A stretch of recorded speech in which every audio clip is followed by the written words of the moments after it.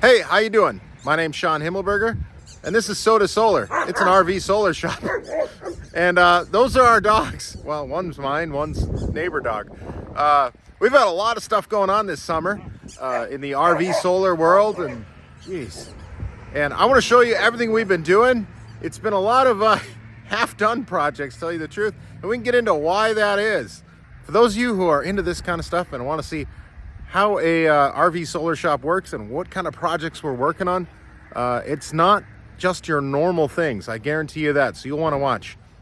We're going to be talking about we're doing solar work on Airstreams. You can see two in the background here. We got a school bus, we got a box truck, we got a Prevo, we've got just normal travel trailers. We got it all. We're just going to go through everything we've got in the yard here and in the shop, and kind of tell you what we've been doing and where we're at. So let's start with this little Airstream Bambi here that we've been working on. Let's go a little wider. Our original thought was to try and put as much solar as we could fit on here. And believe it or not, I had an idea where we could fit almost 800 watts on here, and we could do it, but it wouldn't look that good. So we ended up going to 600 watts, and it's gonna look really good. So this Airstream, has never been to the shop before. We worked on it down in Iowa. Amelia and I went down in our bus, and that was actually back when we had Coco. We worked on this in their shop, and we did a pretty big solar upgrade. I think we got 700 or 800 watts of solar on the roof here. But turns out they enjoyed using it so much. It sounds like they want to be able to run the air conditioner even more. So that meant a giant battery upgrade. I'll show you what we did here in a second. We ended up doing 3 Epic, we're gonna go with Epic 460 amp hour batteries in here, upgraded from 2 SOK batteries. So they went from 400 amp hours to I think over 1300 amp hours. Crazy.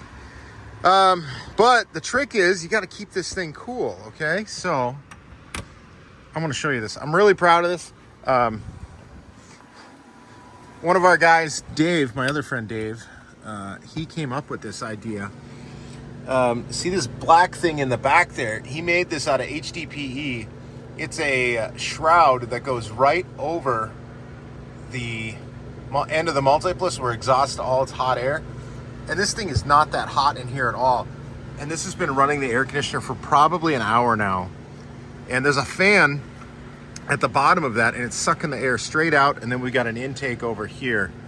And yeah, it's been working great. Still really proud of that sticker there. Let's go inside and see how the battery install worked out. All right, let's hop up here. Ooh, it's nice and chilly. I got it set at 65. Let's see where we at. Started at 99%, we're at 94. Pulling 140 amps. This has been running for a while now. I mean, yeah.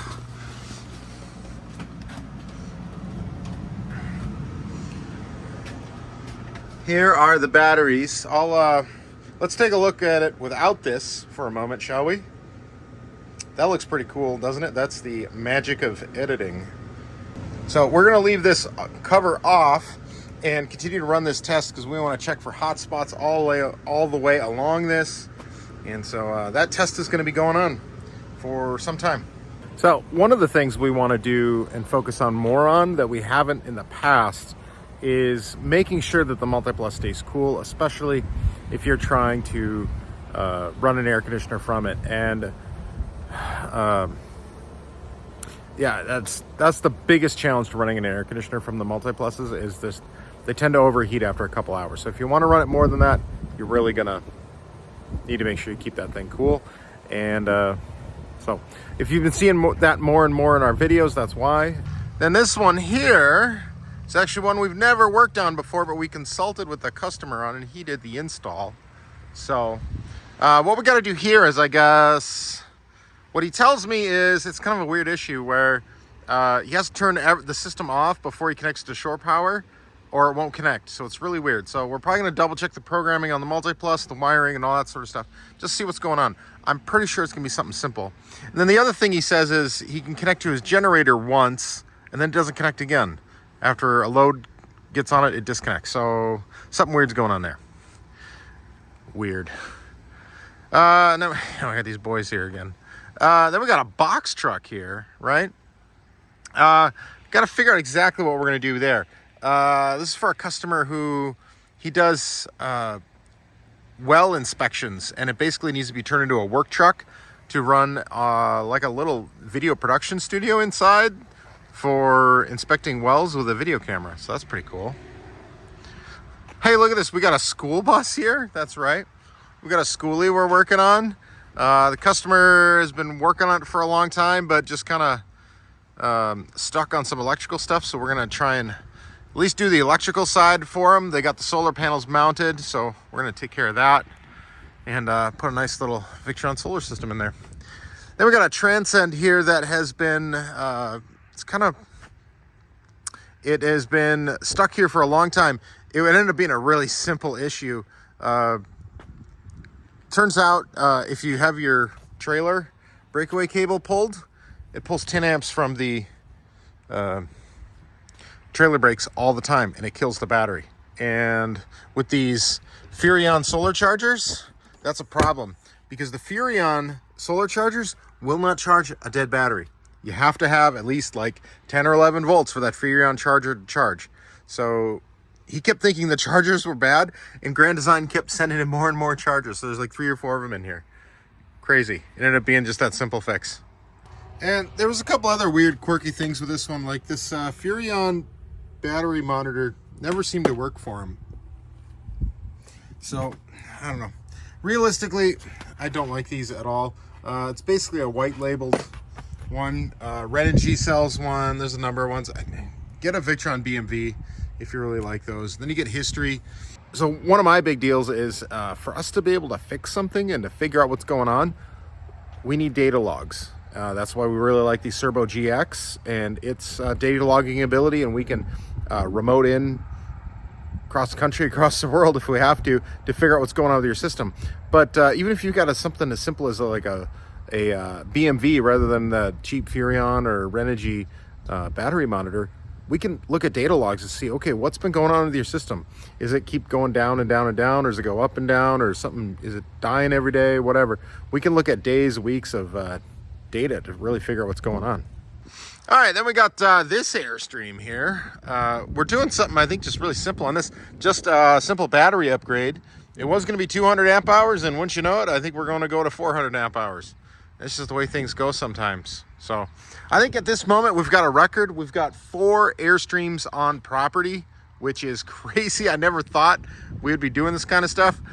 Here, I'll show you this. This is my son, my oldest boy.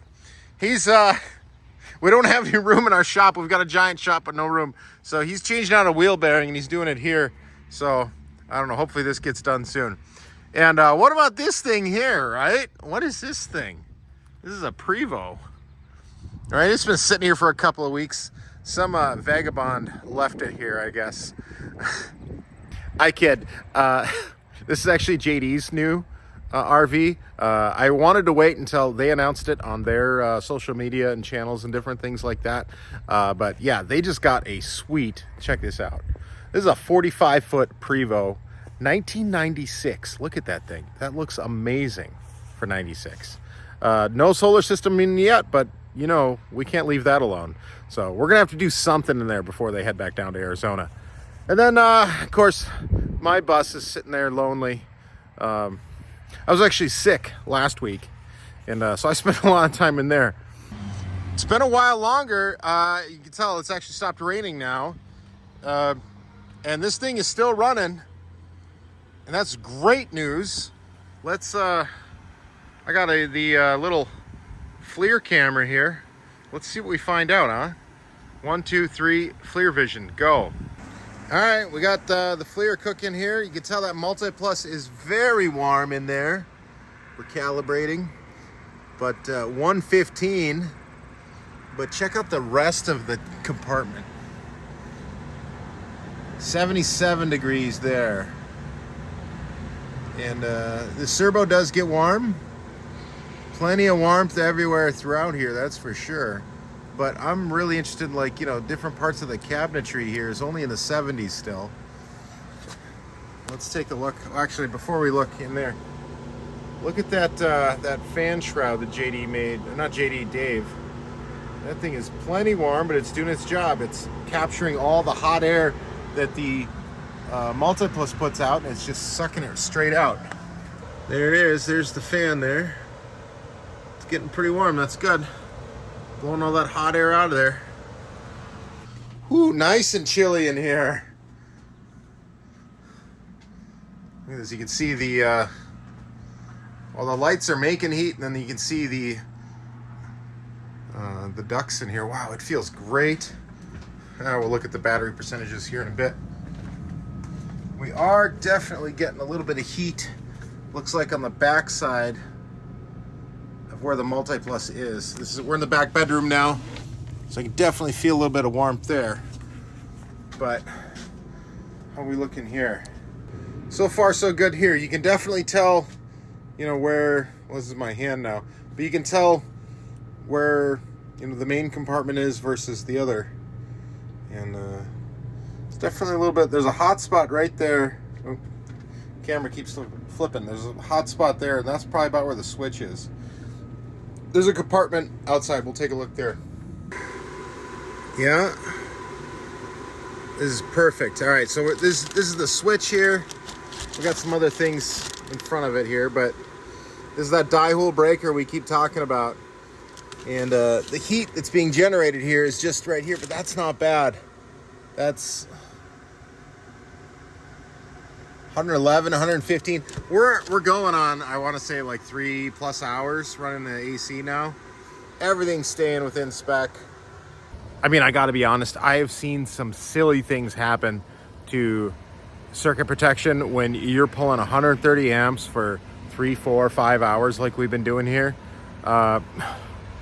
They melt, fuses melt, even Class T's, A&Ls, all those die-hole breakers. They are my favorite right now. We're ordering them by the case. Hey, maybe one of these days, I keep threatening, we're going to have our great new website. I just haven't had the time. Been so busy, but maybe someday we'll be able to sell them direct as well. But those things are the best. I love them. We got one more project to look at in the here. Actually, no, two more things. Two more things to look at in the shop. Let me show you. Actually, I lied. We got way more than two more things. Hey, Zuki, what's up, bud? Where's your partner in crime? All right. We have been hard at work in here trying to organize this mess a little bit. And now it's for those of you that have been following, it has come a long way. I tell you what. We're trying to get some organization going. Mrs. Soda Solar has been helping out with this quite a bit as well. We're trying to get everything down to, we got breakers, we got thermostats, we got, DIN rail terminals, stuff like that. We got old solar chargers. We got this and that. Victron stuff. We got breakers. We got lots of breakers. We got die-core, lots of die-core. USB cables. You can never have too many USB cables, I tell you what. So, anyway. This guy right here, this little Airstream, let's talk about it for a moment. This customer came to us, and there's these new Airstreams that are coming out. They've got, 600, 800 watts of solar, Battleborn batteries, Victron Multiplus inverter in them, and he was just looking at the price for a new one, and the price for, this is a 2013, he already owns it free and clear. Instead of buying a new one, he's just going to bring it to us, and we're going to basically update it to the 2024 spec of the, I forget what it's called, but the Airstream aficionados will know it's the boondocking Airstream model. Basically, that we are updating it to that spec rather. We got an alarm going off. That brings us to the next thing we can talk about. I'll have to silence that alarm. We are doing a first charge up on this, so it's going a little wonky. Let's silence this here real quick.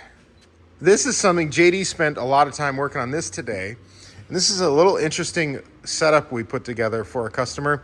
They were looking for just a 48 volt, basically miniature power station. It's almost like a DIY EcoFlow or something like that. But they like the Victron equipment, and hey, we can't blame them.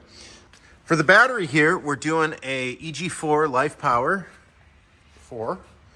And running 2-gauge wire That's a great thing about 48 volt. And put on this board. So this board could be mounted to the back of like a hand truck or something. And we found this is pretty cool. We could mount the screen right to the raceway. That is also pretty cool. If you notice there, some eagle eye viewers will notice there's no battery monitor here. We're actually tying in directly into the EG4 BMS through the USB plug to get all kinds of cool stuff like cell voltages on that EG4 battery. Neat stuff. Neat stuff.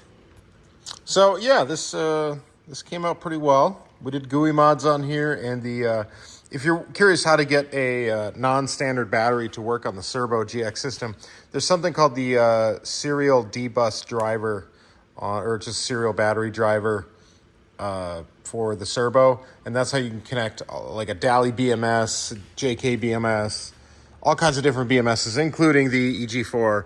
You can connect it into here, and it does all kinds of cool stuff. So that's what we did on there. And yeah, we're about ready to button this up. The only other thing we got to do here is we got to test it with some solar panels. So we're going to pull this, or set up some panels out there and make sure it all works, and then the customer will pick it up. And they're just going to use it for like an emergency home backup, run the furnace, run the freezer, run the fridge, that sort of stuff. And hey, I can't blame them. It's great equipment. Last thing here that we've got going on is, well, we're starting to get some of our dashboarding going. You can see this is our calendar. It is full, completely full with stuff. And then Dave has been working here. He's pulled down one half of our loft level. And as many of you remember, the plan is to then put a loft level on this side so we can get some of this stuff up off of there. We actually want to put all of our solar panels on a second level, so that way we can pull an RV in here and just whoop, walk them right over. That'd be great. But there's some other logistics on that, like how do we actually get the solar panels up there, that sort of stuff. I don't know. I can't tell you exactly how we're going to work that out. We got an air conditioner in here. That has been amazing. Love that. Did a Mr. Cool mini split in here, and it is keeping it much more tolerable. So that's kind of what's been going on here at the shop. I know I did mention our schedule is completely full. Right now it is, but oddly enough, partly probably because we got so busy, we did not get back to a lot of you who had inquiries about getting solar put on your system. If you're still interested in that, shoot us another text, email, a call, whatever, and we can try and get you on the schedule. We actually have some availability and some openings in August and September. Oddly enough, October's starting to fill up. Weird. But yeah, we'd love to fit you in. If not, I'm going to use that time to do some other stuff we definitely have to work on. And the other thing we've been finding, and I really love this about having this space, is people call and they are in kind of almost an emergency situation, and we can help them out. We got the space, we got the time, we got the availability. And we do a lot of stuff like that too. I'll try and share some of that in the future. I try and respect people's privacy on that sort of stuff, and not just, hey, let me put you on YouTube when their power system is falling apart and they're losing this and that. I'm rambling here. So if you need anything related to your off-grid RV, solar, life, whatever, box trucks, schoolies, doesn't matter to us. Check us out at sotasolar.com. That's with a SOTA, short like Minnesota. Get it? All right. Sotasolar.com. Until next time, we'll catch you later.